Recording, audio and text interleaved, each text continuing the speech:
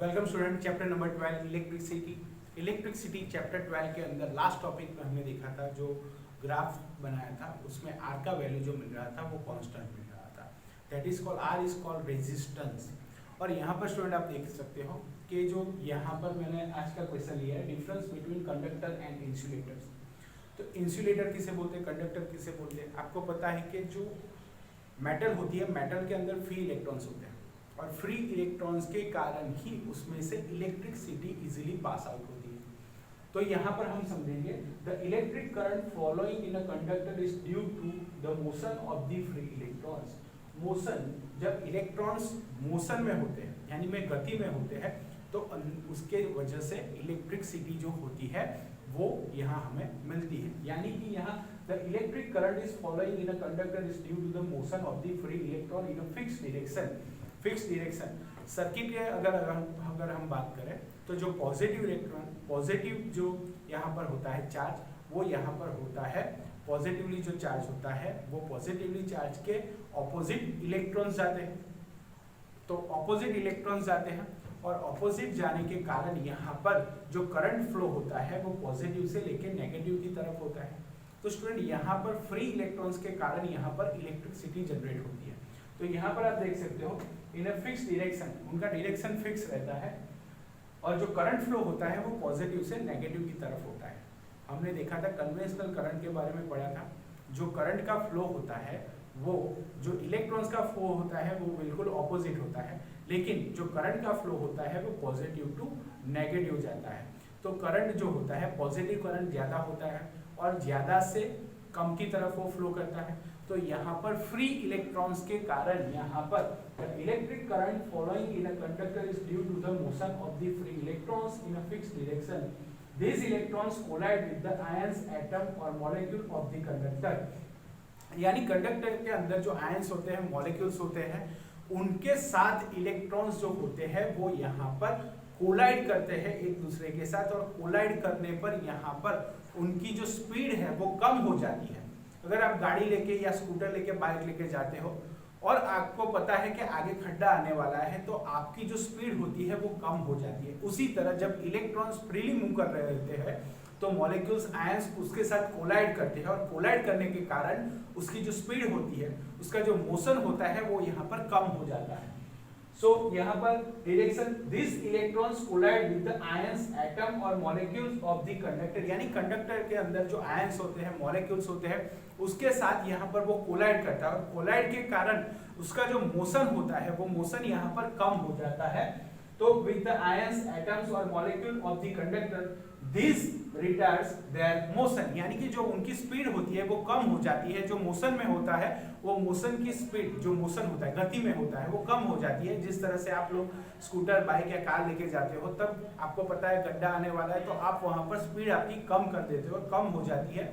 उसी वजह से यहाँ पर इलेक्ट्रॉन्स भी जब मूव करते हैं तो आयंस, मॉलिक्यूल उसके साथ कोलाइड्स करते हैं। जब वो कंडक्टर के अंदर मूव करते हैं तो आयंस, मॉलिक्यूल उसके साथ कोलाइड करते हैं और कोलाइड करने के वजह से यहाँ पर उनका जो मोशन होता है वो कम हो जाता है, रुक जाता है। उनकी जो स्पीड होती है वो यहाँ पर कम हो जाती है। तो there is opposition to electric current, यानी कि इलेक्ट्रिक करंट को जो अपोज करते हैं यानी उसकी स्पीड को जो यहाँ पर कम करते हैं, यानी there is opposition to electric current, this opposition is called the resistance। Resistance को यहाँ पर बुलाते हैं हम कैपिटल R, और कैपिटल R आपने ओम्स लॉ के अंदर देखा था, V upon I is equal to R, यानी रेजिस्टेंस।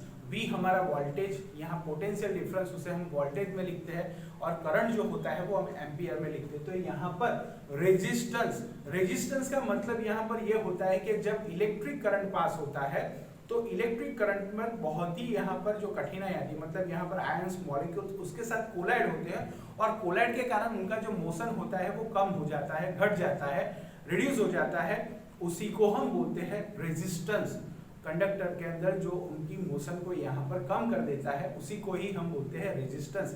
यानी उनका जो फ्लो होता है वो फ्लो को यहाँ पर वो कम कर देता है। तो ये उसी को ही हम बोलते हैं आर। आर डिपेंड होता है कंडक्टर पर, यानी कि रेजिस्टेंस डिपेंड और कंडक्टर मेटालिक वायर पर वो कंडक्ट कर यहाँ पर डिपेंड रहता है।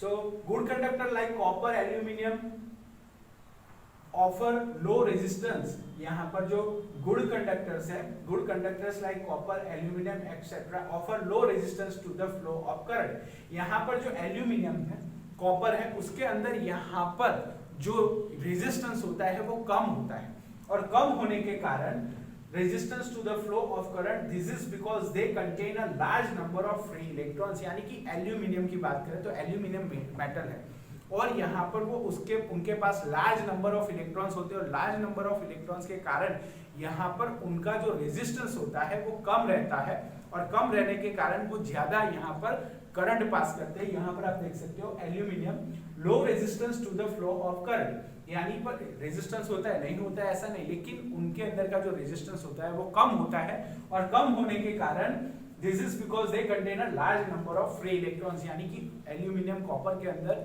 जो इलेक्ट्रॉन्स फ्रीली मूव करते हैं इलेक्ट्रॉन्स वो ज्यादा होते हैं, और ज्यादा होने के कारण उनके अंदर जो रेजिस्टेंस होता है वो भी कम रहता है, उनके अंदर भी रेजिस्टेंस होता है। लेकिन good conductors like aluminium copper जैसी जो मेटल्स होती है उसके अंदर यहाँ पर फ्लो ज्यादा रहेगा, क्योंकि उनके अंदर जो नंबर ऑफ फ्री इलेक्ट्रॉन्स रहते हैं, और फ्री इलेक्ट्रॉन्स की वजह से ही इलेक्ट्रिक करंट पास होता है। तो यहाँ पर रेजिस्टेंस रहता है, नहीं रहता ऐसा नहीं, लेकिन कम रहता है, और कम रहने की वजह से यहाँ पर करंट का फ्लो हो ज्यादा हो जाता है।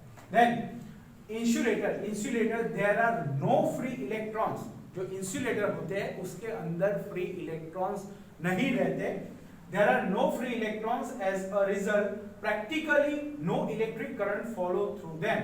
तो आप समझ सकते हो कि अगर यहाँ पर फ्री इलेक्ट्रॉन्स ही नहीं है तो उनके अंदर से इलेक्ट्रिसिटी पास आउट नहीं हो सकती, और पास आउट नहीं हो सकती उसी की वजह से यहाँ पर करंट भी पास नहीं हो सकता। Then even on application of voltage across them, the resistance of the insulator very high। यानी आप इन दोनों का डिफरेंस है, उसके अंदर आप समझ सकते हो कि जो गुड कंडक्टर्स होते हैं उसके अंदर रेजिस्टेंस कम रहता है। क्यों कम रहता है? Because number of free electron ज्यादा रहते हैं। और अगर हम इंसुलेटर की बात करें तो इंसुलेटर के अंदर फ्री इलेक्ट्रॉन्स नहीं होते, तो रेजिस्टेंस उनका हाई रहता है, और फ्री इलेक्ट्रॉन्स ना होने की वजह से उनमें से इलेक्ट्रिक करंट भी पास नहीं हो सकता, वो गुड कंडक्टर नहीं होते, उसी को ही हम बोलते हैं इंसुलेटर। तो स्टूडेंट यहाँ पर आपने देखा difference between conductor and insulator. तो जो कंडक्टर्स है हमारे good conductors like copper, aluminium, जिनके अंदर ज्यादा फ्री इलेक्ट्रॉन्स रहते हैं, और ज्यादा फ्री इलेक्ट्रॉन्स रहने के कारण वो यहाँ पर number of free electrons resistance रहता है लेकिन कम रहता है, जो उनको फ्लो करने पर, यहाँ पर कोलाइड करने पर उनकी जो मोशन होता है वो कम कर देता है, उसी को ही हम बोलते हैं रेजिस्टेंस। और रेजिस्टेंस के लिए हम यहाँ पर लिखते हैं कैपिटल आर। ओम्स लॉ के अंदर भी हमने देखा था जो V is directly proportional to I, यानी कि जो वोल्टेज होते हैं वो बढ़ने पर, ज्यादा करने पर यहाँ पर करंट भी जो होता है वो बढ़ता है। तो करंट बढ़ने पर यहाँ पर आप देख सकते हो करंट बढ़ता है, वोल्टेज बढ़ने पर पोटेंशियल डिफरेंस ज्यादा होगा तो यहाँ पर करंट भी बढ़ जाता है। तो यहाँ पर गुड इंसुलेटर जितने भी इलेक्ट्रिक वायर होते हैं वो आपने देखा है कॉपर, एल्यूमिनियम, क्योंकि वो गुड कंडक्टर्स है, और गुड कंडक्टर्स जो होते हैं वो यहाँ पर इजीली इलेक्ट्रॉन्स की वजह से इलेक्ट्रिसिटी को, यहाँ पर इलेक्ट्रिक करंट को इजीली फ्लो करने देते हैं। दैट्स व्हाई यहाँ पर आप देख सकते हो good conductor as like copper, aluminium, low resistance to the flow of current, यानी उनका जो फ्लो ऑफ करंट ये ज्यादा रहेगा क्योंकि यहाँ पर रेजिस्टेंस जो होता है वो कम रहता है, लेकिन इंसुलेटर के अंदर रेजिस्टेंस जो होता है वो वेरी हाई होता है। तो फिर से एक बार स्टूडेंट यहाँ पर हम देख सकते हैं the electric current flowing in a conductor is due to the motion of the electrons। अगर इलेक्ट्रॉन्स ही नहीं होंगे तो उसका मोशन करना यहाँ पर पॉसिबल नहीं होता। So the electric current flowing in a conductor is due to the motion of the free electrons in a fixed direction। These electrons collide with the ions, atom or molecules of the conductor। These retards their motion, यानी कि यहाँ पर जो electrons flow कर रहे हैं उसको molecules, ions और एटम्स जो होते हैं वो कोलाइड करते हैं, और कोलाइड की वजह से यहाँ पर जो उनका रिटार्ड्स, यानी कि यहाँ पर जो उनका जो स्पीड होता है वो कम हो जाता है, मोशन यहाँ पर कम हो जाता है, उसकी वजह से जो यहाँ पर मोशन कम होता है उसको हम बोलते हैं रेजिस्टेंस। यानी there is opposition to electric current. अगर इलेक्ट्रॉन इस तरह से पास हो रहा है लेकिन यहाँ पर वो कोलाइड करेगा, और कोलाइड करने के वजह से उनका जो मोशन होता है वो कम हो जाता है। So there is opposition to electric current. This opposition is called the resistance, और resistance को हम बुलाते हैं कैपिटल R। और good conductor like copper, aluminium, उनके अंदर भी रेजिस्टेंस होता है लेकिन कम रहता है बिकॉज ऑफ फ्री इलेक्ट्रॉन्स के नंबर्स उनके अंदर ज्यादा रहते हैं। That's why it is called good conductors of heat and electricity. जो इलेक्ट्रिसिटी होती है उसके लिए वो गुड कंडक्टर्स है बिकॉज उनके अंदर नंबर ऑफ इलेक्ट्रॉन्स ज्यादा है। सो रेजिस्टेंस भी यहाँ पर कम रहेगा।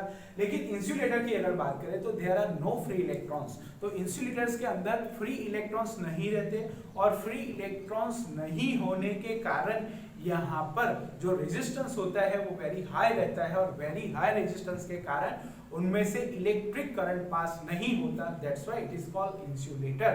तो स्टूडेंट यहाँ पर difference between insulator and conductor तो आपको पता होना चाहिए कि good conductors like free electrons ज्यादा रहेंगे, रेजिस्टेंस कम होगा। और इंसुलेटर के अंदर अगर आपको याद रखना है तो यहाँ पर इंसुलेटर के अंदर करंट यानी कि नंबर ऑफ इलेक्ट्रॉन्स फ्री नहीं रहते और फ्री ना होने के कारण ही यहाँ पर जो करंट है वो पास नहीं हो सकता। तो in insulator there are no free electrons, as a result practically no electric current flow through them. Even on application of voltage across them, the resistance of the insulator very high.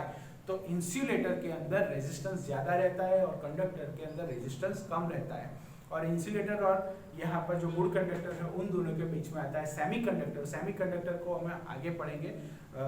यहाँ पर electricity chapter के अंदर good conductor और insulator के बारे में ही पढ़ना है, लेकिन जो सेमीकंडक्टर होते हैं वो भी आपको पढ़ना है लेकिन वो आगे के स्टैंडर्ड में पढ़ना है। यहाँ पर हम इंसुलेटर और कंडक्टर्स की ही बात करेंगे।